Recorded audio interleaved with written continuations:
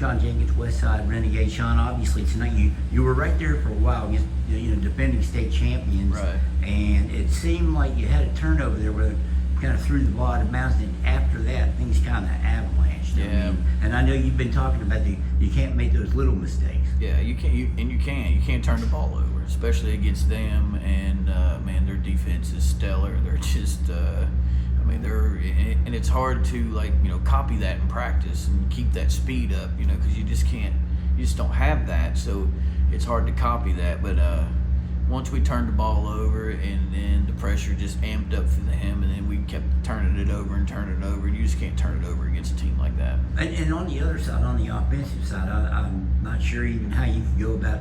And they get a lot of stuff off defense in their break, so they get a lot of stuff off that. But even in the half court, I don't know how you go. It could be anybody, any of the five that they put out there. Yeah, you can't really pick your poison with it. They're scoring at every position. Yes, they are, and they can shoot it. And I've said this all along. Even on the nights that they might struggle with a little bit of offense, if somebody can match up with them just a little bit, they're still in the game because their defense, man, is so good. And it doesn't matter who they put in. Even my JV coach said it doesn't matter what five they put in. All of them play defense. And I said, yeah. I said that's what their program's built on is defense, and it shows when they play. Everybody down here plays them. You think more people? Is it? And you've had some good defensive teams here. Is it hard to replicate what other people were doing, even though you'd like to? Oh yeah. You'd have to get them buying in. I guess like Olsen did when they were, 6th, 7th, 8th grade. Sure. I told them at halftime. I said, they are on top where we want to be, but to get there, we're going to have to try to learn how to play defense just like that and have some grit. And they just never stop. Though. It amazes me of their energy. That it seems like to me when I'm watching them, they just never get tired. They're in shape and they're moving constantly. They anticipate the ball really good, and that's another key when you're pressing like that, is to anticipate what's going to happen next. And it looks like all five guys, man, they anticipate the ball really well, and so their defense is just top notch.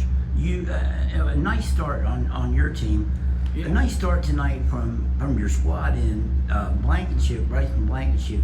In particular, he had a really nice start, and for a freshman to be facing that type of pressure, that had to be a good thing for the future. Right. I had two freshmen and a sophomore on the floor at one time. In the second quarter. So we're young, and I'm trying to get some of these younger players, some experience like that, and Bryson's going to be a fantastic player, and he's a coachable kid, and he's a great kid, and he listens, and so he's got high expectations for sure. He's got a major upswing to him right now as a freshman coming in here, and he started a lot for us. He had a really good game last night against Pikeview. And but our team is starting to play a little bit better and play better together. We just got to try to minimize the turnovers right now. What do you tell two freshmen and a sophomore when they're, and anybody else you face is not going to play that kind of defense? You already know that. No. What do you tell these guys about what they're about to face and how to deal with that? Well, again, I just tell them they're getting ready to get experience that they have never had before. So that experience is going to pay off for them later in the long run. They're going to learn. They're going to learn faster because we're playing the younger kids, but they're going to learn from that, and you got to learn from that and realize the speed of the game. The speed of the game is different from you got to think about it. Two of those kids were playing 8th grade basketball last year. Then you come out here and you're playing the next year. You're playing the defending XXX state champs. It's a major difference. You know what I mean? So, but it's great experience for them, and that's the important thing that they get right now is that experience. I would think that one major point for you too, Sean, is you played a lot of people. I mean, you're playing as many as 10 guys in games that you're competing in. Much less play against these guys, but I mean, you're playing a lot of guys every night. That has to be a major plus. And it is. Every one of them's got their own attributes. You look down there and you need a ball handler. You got somebody there that's a ball handler.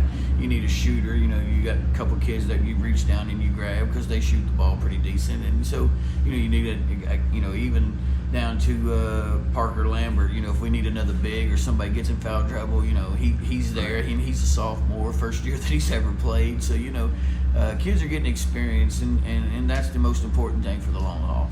Okay. Hey, Sean, I appreciate it. All right.